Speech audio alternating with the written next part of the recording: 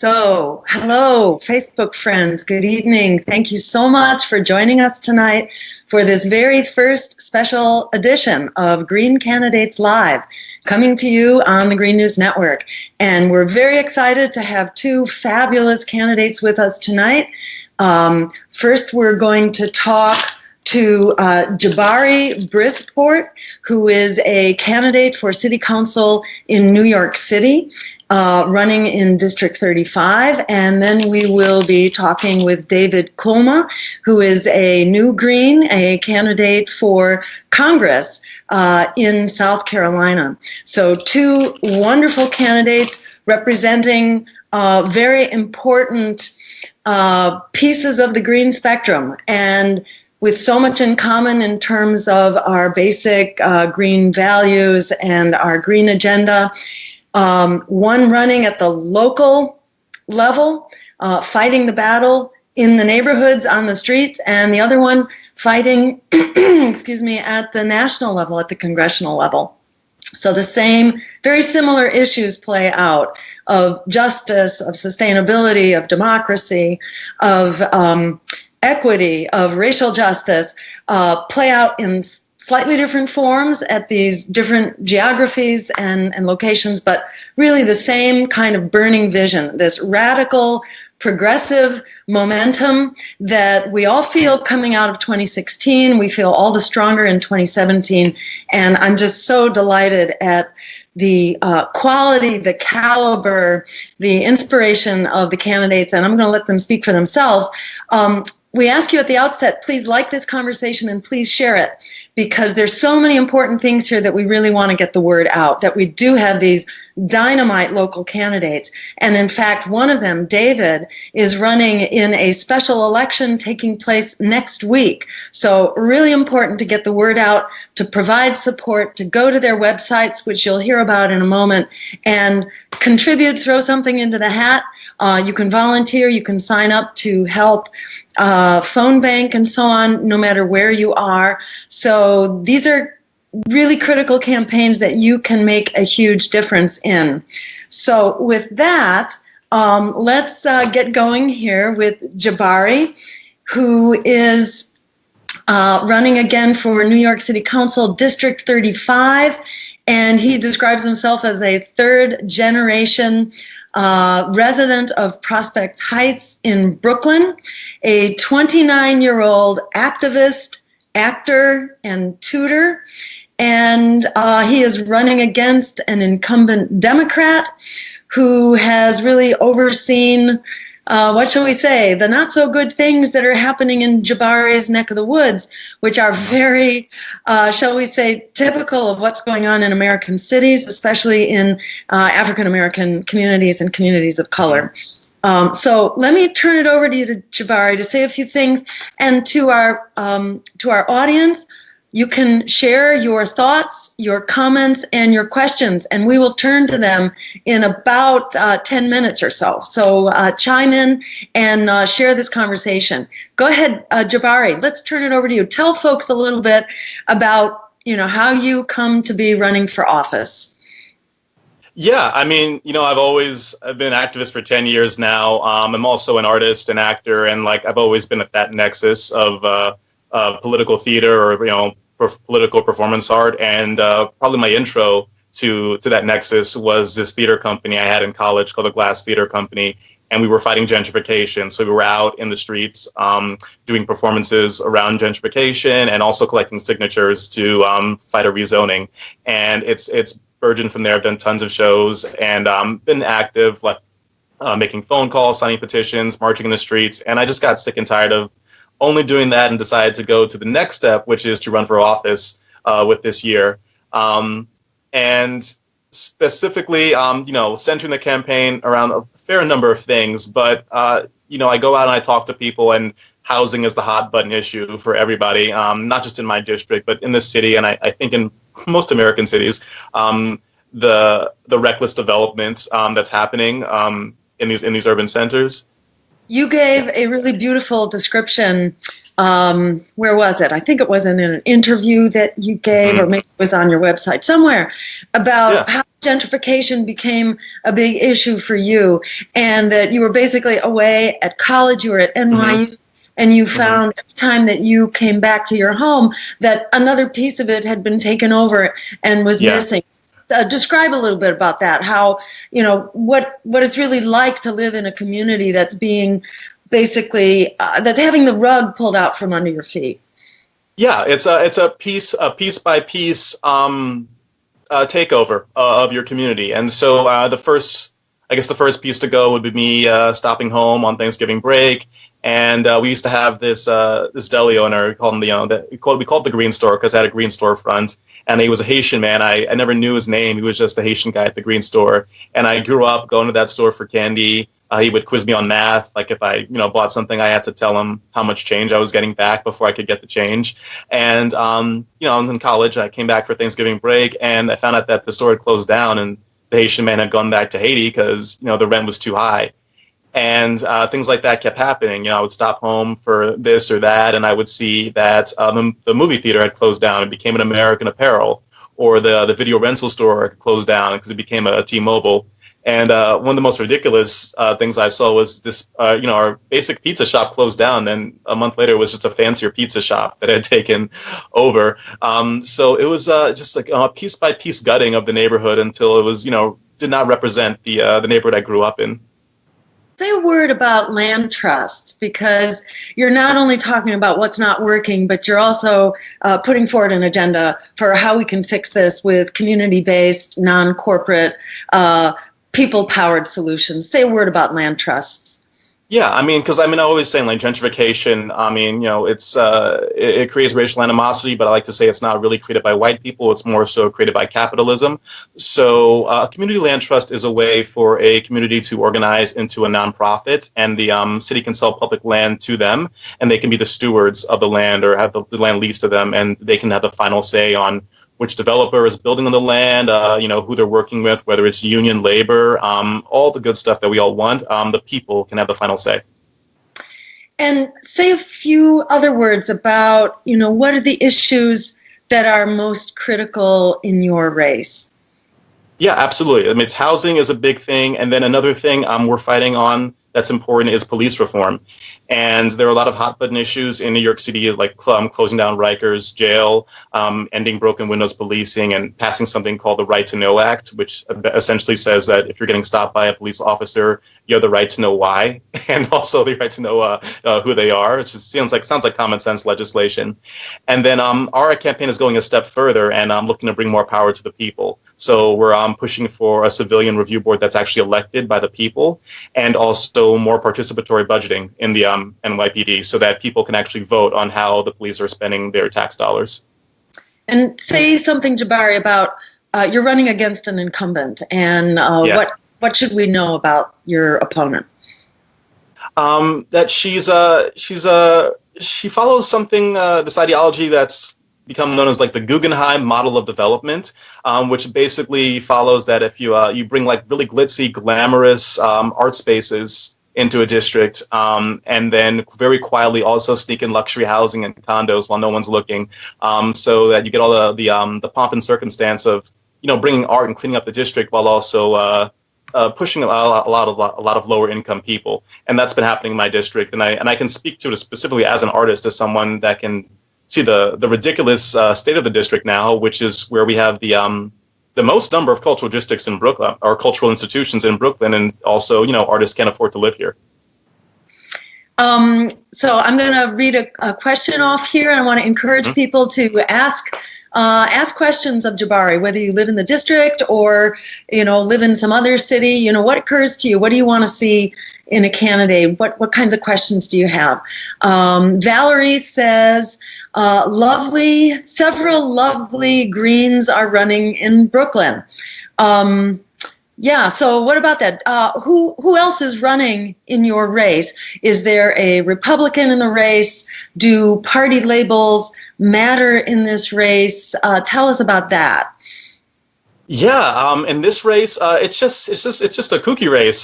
There's a Democratic challenger to the incumbent in the primary who also ran against her in 2013 and got second place in the running. So that's a rematch. I'm the Green. we just found out a week ago another Green may be running, so we might have a primary, which is just fun too. And there's also a Republican that stepped into the race 2 weeks ago, but get this, she's still registered as a Democrat. So why she's running on the Republican line, it's anyone's guess. But it's gonna be an interesting mix and potentially one of the most watched races in Brooklyn. Yeah, very interesting. How many people are on the city council? Just tell us a few basics like that. 51 members. New York City's big. If it were its own state, it'd probably be the 10th biggest state. It's around 8 million people. So we have 51 council members. Each council member presides over a district that's around 170,000 people, which could be its own city. And in terms of vote totals, around 20-something thousand people will come out to vote. Wow, 20,000 out of, did you say 150,000? Did I hear that right? Yeah, like 170,000 people living there, around 115 are registered. So yeah, it's like you're looking like a 20-25% voter turnout. Yes, very interesting. Okay, a couple questions here. Chris asks, how are you going to fight against the racist war on drugs? Yeah, so things you can do are decriminalizing marijuana. You can also kind of, it's tough because, at the local level, there are lots of things governed by the state, but what you can do is injunction, like not have police like prosecute people for possessing marijuana, or not prosecute, excuse me, like arrest them or fine them. That's some things. You can also move certain cases from the criminal courts down to the civic level, which is lesser penalties. Mm-hmm. Good. And what is the status of cannabis reform in New York City now? Is there, a movement to decriminalize, to legalize? What's happening? There's a movement, but again, that's the state level. I'm pushing for them to legalize it. I'm not sure how many state senators and assembly people are on board yet, but hopefully we can ride the wave of all the states that are legalizing it. Yes. And, certainly some cities are doing that as well. They may not be legal, but at least they deprioritize, they decriminalize, so that essentially the cops aren't doing anything about it. Yeah. Let's see. Lance asks, what's your plan to call out and fight against any potential election fraud that you might face on the part of establishment Democrats? Going back to the primary for the presidential election, right? Weren't there tens of thousands of names who they just like disappeared from the voter rolls in the Democratic primary, if I'm not mistaken. Yeah.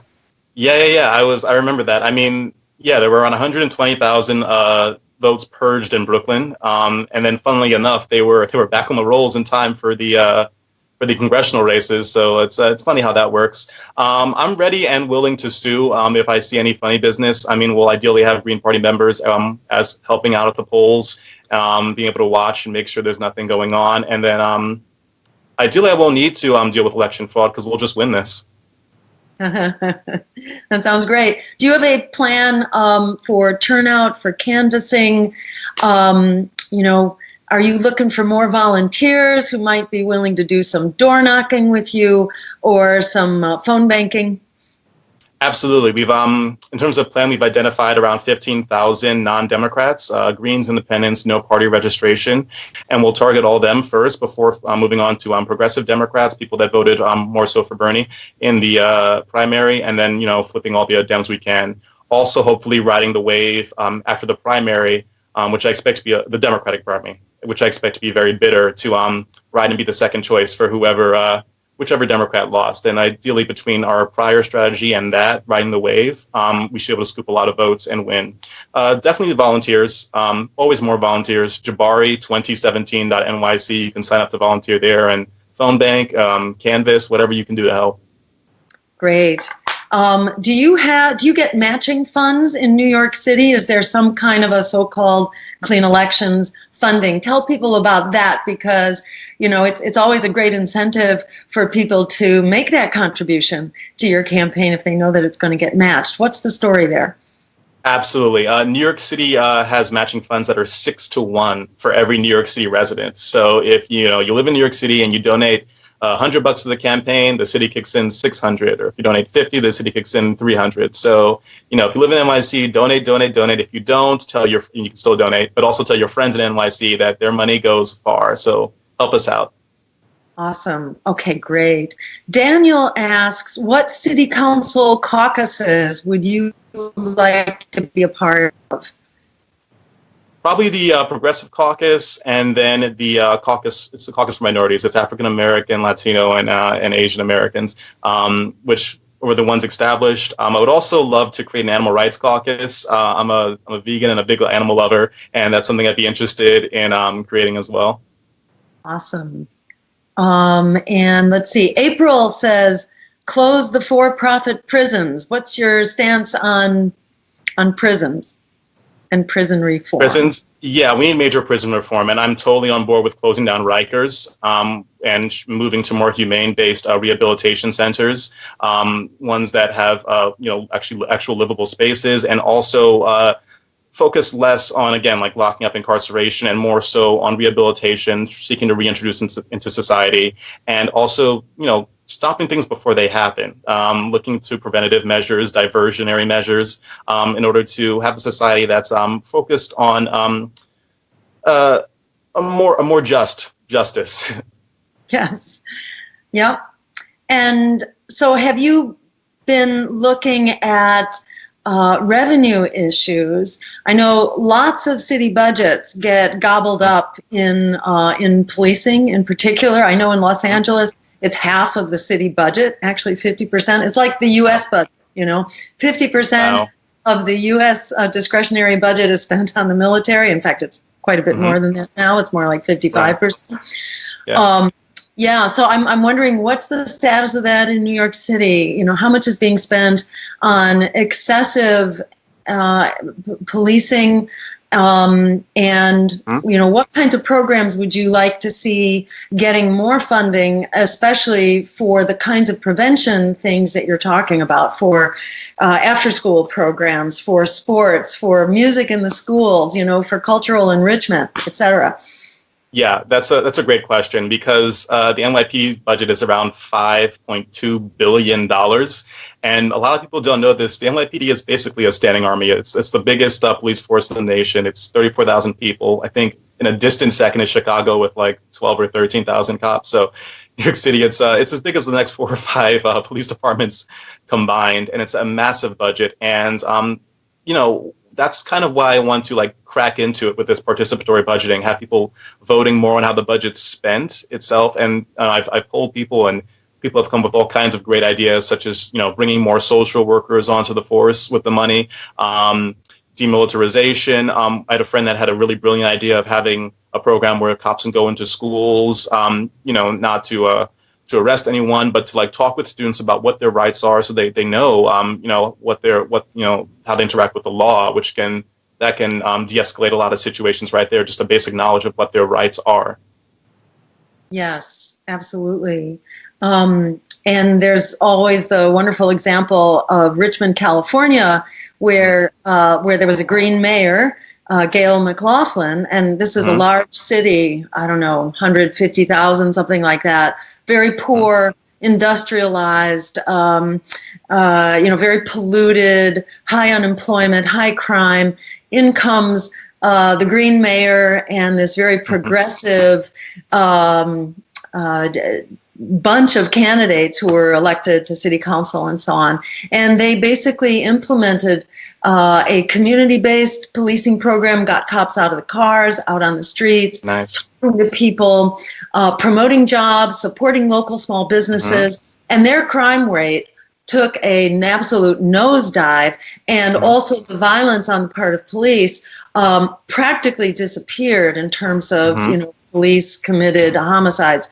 That essentially went away. So, it's real proof that if you do the right thing, as you're saying up front, the right things will happen. So we're going to wrap up. We got about a minute left here. So do you want to just remind folks, Jabari, where they can go to support your campaign and why your campaign matters to everybody, for people who live in New York City, and for people who don't live in New York City, why should they be supporting your campaign at a time like this when, so many people have thrown in the towel on politics as usual?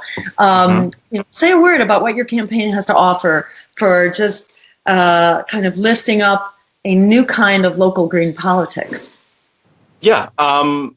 This is a campaign that can send shockwaves through the New York City establishment and show what it actually means when you don't have a city that's a one-party town, which is the case in so many cities around the country. They're a one-party town, the Democrats, and then you get so many kowtowing to the real estate interests. So this is one campaign that's really going aggressively, super aggressive against these real estate interests, saying I won't give them the time of day if they're not 100% transparent with their financials. That's calling for higher taxes on things like vacancy and speculation. The one candidate that's really putting my money where my mouth is and not just calling for higher taxes, but taking a pay cut myself. I'll be slashing down my salary to the average income of Brooklyn. Instead of the New York City council salary of $148,000, I'm taking $100,000 out. And if people want to get on board with that, somebody that can really shake things up in New York City and in Brooklyn, they can go to jabari2017.nyc, sign up to volunteer, sign up for updates, and also donate. Awesome. Okay. Thank you so much, Jabari. Really great talking with you. And between now and next November, we hope to have you on again. So keep up the good work. Thank you. Thank you. Thank you. Pleasure. And for everybody out there, thank you so much for your comments and your questions. And please get the word out, like this conversation, and share it so we can let the world know that we got some really great local candidates and congressional candidates who are absolutely on fire.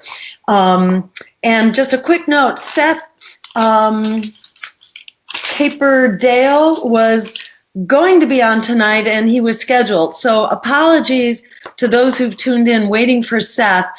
There was some confusion or some problem about his scheduling. So he actually wasn't able to get on tonight's program, but that's okay. We'll have another slot for him perhaps next week or very soon. So stay tuned and you'll hear from Seth soon.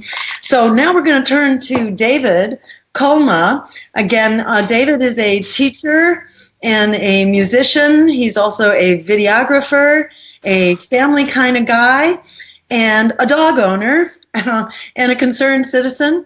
And David is running in the 5th Congressional District in South Carolina on the Green Party ticket in a special election. He's running against a Goldman Sachs candidate running as the Democrat, and maybe we'll hear a little bit more about that.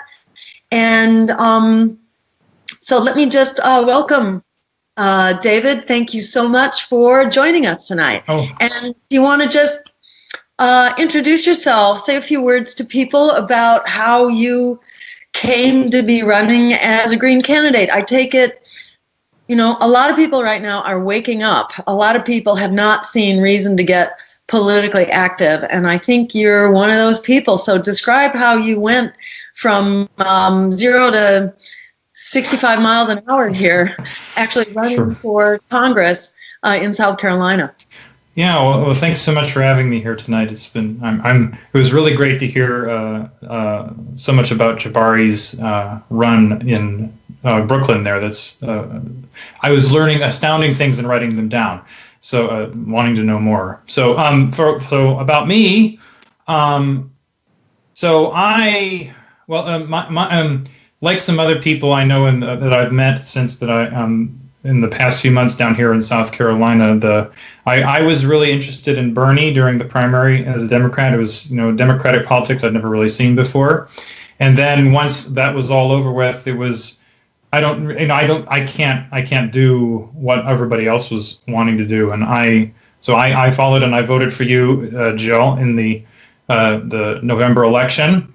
And going back to the Democrats after all that was over with was something that just seemed ludicrous to me in many ways. But I wanted to make sure that after Donald Trump became president, that people were going to be talking about progressive issues and values immediately. And I just happened to live in the place where Mick Mulvaney, if you're paying attention to Trump's budget and stuff, he's the new OMB director who's saying awful, awful things about like Meals on Wheels, and that somehow being compassionate towards people is being compassionate toward taxpayers. And I don't know who he means when he's talking about taxpayers, because all those poor people that are going to be hurt by Trump's budget, they're taxpayers too. So anyway, so he left, and so there's a special election on Tuesday, on June 20th, and I wanted somebody to stand up and talk about, universal health care and free public college and wiping away student loan debt and other things that we can talk about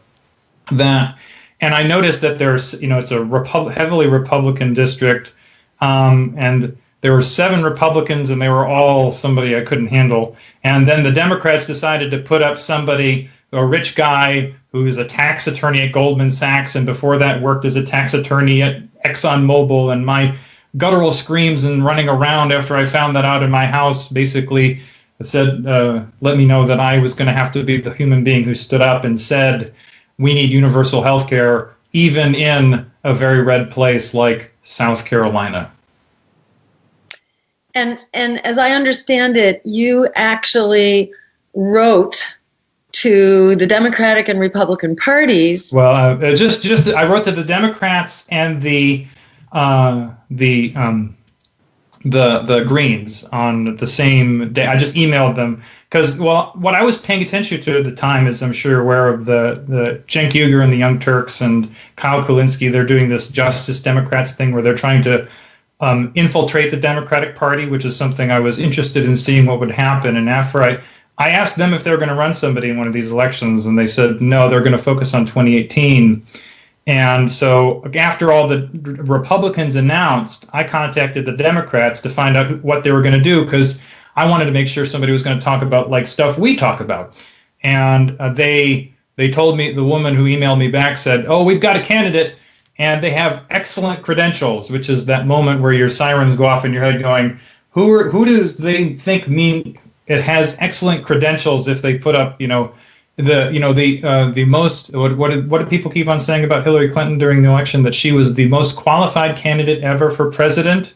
And, well, that didn't turn out too well, did it? So I was really just worried immediately. And the Green Party guy, Mike Stewart here in South Carolina, he emailed me back a candidate questionnaire. So it was like, okay. So after I talked with some of the Green Party people down here, we decided that this was the right thing to do. So, and after 3 months, it was the right thing to do. I'm very glad that I've been doing this. Well, that's really exciting. And tell us, what is the status of the Green Party in South Carolina? Well, luckily, unlike in some other states, we do have ballot access, which means that there wasn't a large fight to get me. So I'm on the ballot. My name is there. We had a little nominating convention. So in my area of South Carolina, there isn't a local, the localist Green Party is like 2 hours away. So my campaign manager, Greg Jokoy, is driving from his home 2 hours away over to Rock Hill where I live and back, So it's like he's spending 4 hours in the car some days to help us do this campaign. So we're hopefully we're exciting people as we're being able to talk about all of our issues, and we've actually been able to be in lots of multi-candidate forums, and we were in a debate this morning. I was with the Democrat, the Republican, and the local centrist party, the American Party candidate. We taped the thing live to be broadcast tomorrow night on local public television. So I'm getting some play here, which is really wonderful. And so we're hoping to be able to build some local Green Party chapters after when the campaign is over with. So very exciting. And say a few words, what kind of a reception you're getting. That's so great that you're actually being included in these public discussions and on public TV. That's something, that should be taken for granted. That's what an election should be about. It should be about providing choices and voices, and regrettably, it doesn't happen a lot. Right, yeah. No, So what is it like to get your voice in there? What kind of response are you getting to, healthcare as a human right and public higher education for free and ending student debt, all these like basic essential ideas that most people support. What kind of response are you getting? It's been really surprising. I'll tell a short kind of funny little story. We worked really hard to get me into a debate that's in Newberry here in South Carolina, which is on the edge of the district, but like an hour and a half from where I live. It's a very big gerrymandered district across 11 counties, so it's lots of driving I've been doing. But in that debate, with there were 6 of the Republican people in the primary, the 3 Democrats, the American Party candidate, and me, and I was seated directly next to the 2 most right-wing people running as Republicans. And after I spoke about having making public colleges and universities free, and talking about wiping away student loan debt, and expanding bankruptcy law to include education loans. A lot of people don't really know that if you get out an education loan and you don't have a way to pay it back, there's no way for you to get out from under it. So if you take out a loan, say if you go back to school in your 50s, they'll garnish your wages and Social Security if you can't pay back those loans. It's really just disgusting. So anyway, after talking that way on the stage, surrounded by people who are running in their regular parties, the guy directly next to me said, "Man, I'm glad we don't live in Russia." And it's like, what? So he did that twice, and I was counting them on my hand. I was like, should I let him do a third time or not? Anyway, when it came back to me, I said, well, let me say something to address this, what he's saying. I want to let him know that, after the Soviet Union fell, Russia became a right-wing crony capitalist authoritarian state. And I'm advocating for stuff that's like in Scandinavia. So it's like, that shut him up for a little while. Anyway, but so we've gotten some really, it's really been heartening how, so there have been 2 forums run by the local NAACP. One is the local Rock Hill branch, and then all of the branches in the district and the state conference. And I've been getting most of the applause at these events.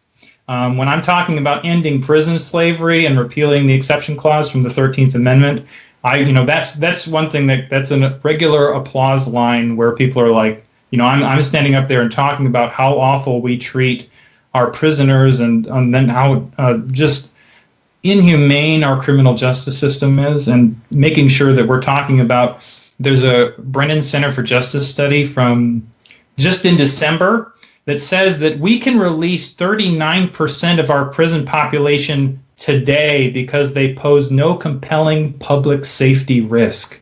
Can you imagine that we could literally just put almost 40% of the people are literally people that really just shouldn't be there at all right now? I mean, just the injustice of that is just astounding to me. So it's really been, I've had people come up to me and like the mayor of Chester, who was the county down from me, is a black man in his 60s who he literally, when I was talking to him, he told me about what it was like to grow up where there were, when you had to ride in the back of the bus, and if there were open seats that you couldn't sit in them. He couldn't sit in them, or being able to go in the back he couldn't go in the front of a restaurant door if he was allowed in at all. He can only go in the back. And I just told him my platform. And after that, when I met him, and he just said, "You know what? I'm going to vote for you." And he looked back at the guy who was one of his people working for him, and he said, "Hey, doesn't he sound like me?" Right? So it's like there are people down here who are talking about. So the thing about like if you read the media about South Carolina, they'll tell you that it's this red place. It's very conservative, and that is true by and large. But there are lots of people down here that share our values, care about our issues, and want the policies we advocate to be put in place in this country. So there is the stereotypes don't go across the board, and so there are people who are really receiving the message that I'm trying to talk about. Absolutely. And in so many of the states that are thought of as very conservative and redneck, it's that people don't have a reason to come out and vote. So it's conservatives who come out and vote, and they choose between 2 conservative candidates. But just, Texas is a classic example of where everything in Texas used to be Democrat. And when the Democrats went corporate, people stopped coming out, and Texas went Republican. And Jeremy Corbyn in the UK is a really good example of how when candidates begin to actually reflect the values of everyday people, then suddenly you get this progressive surge. In Corbyn's race, it was something like 20% of young people who came out to vote during the Brexit referendum. But during the recent elections, where you had Corbyn out there talking about healthcare and education as human rights and making college free, you had 80% of young people who came out to vote. So it's a very circular problem that we can just cut right through by getting candidates like you guys out there and heard. So Wendy says she can't wait to vote for you, David, on June 20th, that it's so great to have a Green candidate running in District 5 here in South Carolina. And Wendy asks, what is a top priority for you here in District 5? What do you want to change? I'm ready for a real progressive. What would you say is, your top priority if you had to put your finger on one? Sure. Let me say that I'm going to have to talk about two things. But so for like local issues, one of the things I'm advocating for is about making affordable, sustainable housing for people who make $20 an hour or less. But whenever anyone says the one priority thing, I want to make sure that I mention that the first thing that I've promised that I will do if I'm in Congress is that I will call for congressional hearings into the 13th Amendment and how it enables slavery to this day. So I just want to make sure I say that sentence. Then, so about housing. So, for example, there's a guy in Rock Hill who's named Dale Dove, and he is advocating. He's a guy who worked for many years. He's created one of the major crisis centers, shelters for homeless people in town, and he is advocating for building tiny homes so that we can have because as housing prices are going up and wages have been staying flat for so long, people who make even like $16, $15 an hour, they can't afford the housing prices because they're only supposed to be paying 30% of your income in housing and electric and all sort of your utilities. So there are people who have jobs, who work regularly, and they still are spending too much money on their housing. So he's trying to find a way to get the city, which is standing in the way, which is, by the way, the city is mostly Democrats here, that they some of them they're warming up to the issue.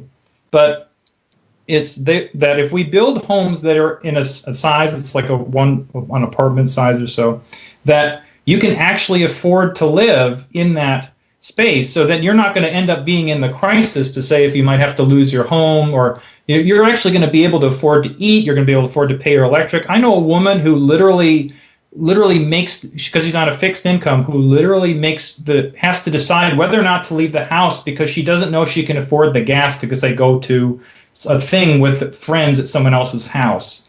So this is a real problem here, and it goes across the whole district. Thank you. Tina says, thanks for helping South Carolina go green. Colleen says, thank you, David Kulma. Riva says, I love the idea about bringing the police into the schools to teach them about their rights. I think that goes back to what Jabari was saying. That's a great idea. I love that idea. Steve asks, what are your thoughts on adjunct pay and government funding for the arts? Now, you're an adjunct professor, isn't that right? So you can tell us from the horse's mouth what's going on in the rights of, academics these days who are really being thrown under the bus. Right. So, as you know, the phrase that all the academics use is adjunctification.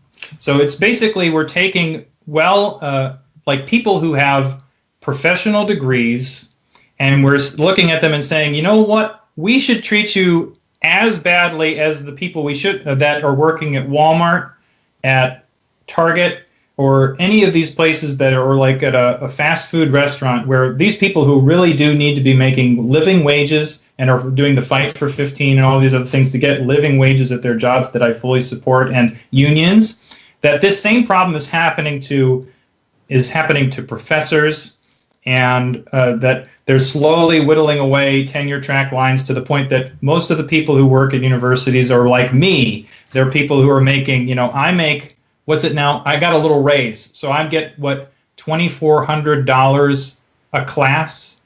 So that means, can you imagine living on that much money if you didn't say have somebody who was working full time with you? Like, no, it just doesn't happen. So we really need to, so the other weird part is about South Carolina specifically is that it's it's illegal to have a public employee union because the state is technically not an employer according to the judiciary down here.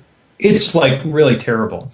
So we need to be, so one of the things that any plan that is talking about higher education, so making colleges free, is a plan that says that we need to go back to, or we need to build a faculty around making sure that we have full-time teachers who are, and professors that are getting full benefits and have enough time to actually be the best teacher they can and be, and working in their field rather than having to run around. Most adjuncts run around to multiple schools in order to make ends meet. So they spend most of their time in their car. They don't have offices. I'm lucky that I do. I'm treated really well as an adjunct, but I still get paid really not very good wages. So it's, was there a second part to that one? It was just sort of about adjuncts and stuff. Oh, the funding for the arts. So yes, well, I'm a musician. So like Jabari, who's a theater person, right?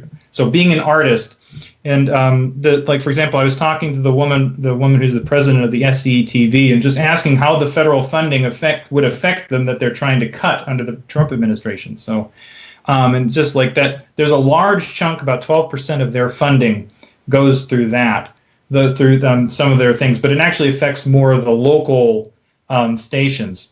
So we need to be able to make sure that we're continuing to fund the arts and humanities and things like the Corporation for Public Broadcasting to make sure that the level of corporateness of, say, like PBS is they have their own foundation funders that sort of skew them in ways that doesn't help us very much, but they still are notably better than if you're trying to watch, say, CNN or MSNBC or any of these things. So the taking away those things just strikes me as completely ludicrous, and we have to fight tooth and nail to make sure that we keep our arts and humanities and public broadcasting funding. So, say in a word, the myth is out there that, we don't need to spend money on the arts, that we should just, be teaching people how to do things, things that are practical, that build things, that, create computers, etc. Say why, give your little piece Sure. about why the arts matter. So let's say it this way. There's a lot of talk in the sort of this, when people are talking about science, technology, engineering, and mathematics, that when people talk about STEM education, that they want to have there are people talking about like a creative class, right? We want to create people who are creatives to be able to do lots of other things, to be able to use all of these technologically driven and science-driven career choices to build this amazing new future that we all can I wonder what that will be like. But if you leave out the arts from that, you're literally removing from the equation the creativity and the people whose job and whose life's work is built around being creative. So if you don't have any creative people teaching you, people who don't, for example, Einstein talked about playing the violin was very important to him as a way to sort of unlock his creativity. So if we don't train the next generation of scientists to have something to do with the arts in their life, they won't be able to do the things that we need them to do to be able to, say, solve climate change or do any of the other large, huge problems, or designing the infrastructure of the future. We need creative artists not only for their art, but for the ways in which they integrate with the rest of society to make sure that we're all tapping into our creativity. Well said. And I'll say also, that arts are like the glue, the glue that keeps society together. And they're the language that everybody speaks. And, they are sort of an expression of the heart. And if we corporatize that, if we take it out of the public space, we kind of shut down. I mean, in many ways, this sort of parallels how society, is really having trouble coming to terms with itself now, and with its violence and with its political gridlock. It kind of goes hand in hand with the corporate takeover of the public good and the public commons and the arts as an expression. So, yeah, I think, it's so essential. It's not like this is a choice that you do or you don't fund the arts. I mean, the arts has to be part of the equation, and it's especially critical in schools that music and arts education, as well as recreation and sports, this is like, it puts the lifeblood back into our schools. And it's just nonsense to think that we can be spending half of our discretionary budget dropping bombs on people, and creating an occupying force. It's like a joke that we can't afford it. Of course we can afford it. We need, the friends of democracy to be designing our budgets, and to be representing us in our elected positions, so that we do have a budget which is about people. It's not about payback for donors to political campaigns on their military exploits and so on. It's just nuts. Right. Absolutely. Do I have a time for like an anecdote? Yeah. Let's see. We have a really short, quick one. Yes. Okay. Yeah. So I'm a musician and a teacher, and I teach a class for non-majors, so people who are not musicians, that's specifically organized around sort of critical pedagogy. This is where the students get to choose what we talk about each week in our class. And so this allows me to talk about music with them in a way that is embedded directly in our society and is embedded directly and relevant to their lives. But I'm getting to cover what I need to. But in that, the reason I bring this up is that the ability to use music as the means by which we talk about racism and sexism and corporatism, and the way the music business is and the government is set up is designed to make sure that we, as the lower classes in this country, are divided from one another and kept apart and not able to come together as a political force, is something that is, I do that work directly tied to music as a teacher. And so this is the political process of finding ways to connect to one another, and the arts is directly intertwined in so many different ways. So that's the anecdote. Beautiful, beautiful. Thank you so much. Just a couple final comments. Rosa says, thank you, David, for running. Hello from Columbia, South Carolina. Allie says, I hope the young people passionately support David. This is the way we could have true democracy and improve the quality of life for our people. So, David, let me just give you a minute to do a quick sign off here. We're about at our end time. So, just drive home, why people should support your campaign, whether they live in South Carolina or not. Here you're running in a special election. So it's a great time to sort of set an example and to raise the bar for what we can be fighting for all over the country. Give a pitch for why your campaign and then how people can support it. Sure. So if you care about things like democracy, peace, protecting the environment, and social justice. And if you really want us to do something about making sure we have universal health care, free public college, that we have affordable housing, that we eliminate slavery from our prisons, and that we get money out of politics, there is only really one choice in the election that I'm running in, and that is this David Kulma, which you can go to votekulma.org. That's our website. You can learn about the campaign more. You can donate. There's a donate page. You can help us reach us. If you donate $1, we're doing this work where we have mailers, and you'll reach us. You'll help us reach at least 4 people with every $1 you give. And the election is on Tuesday. That's less than 5 days now from from right now. So make sure that the one thing else I want to say is that if we can all come together and make the same choice together in this special election, we'll have the first Green member of Congress who can stand up and speak to these values in a way that a rich land developer Republican or a Goldman Sachs executive Democrat will never do. Awesome. Thank you so very much, David. Thank you to Jabari, and thank you to everyone out there. Please like this, share this, and keep tuning in and keep leading the charge in your communities for the America and the world that we all deserve. Thank you all so much for building the Green Party, and support these candidates and support your local party, and let's make it happen. It's in our hands. Thank you so much.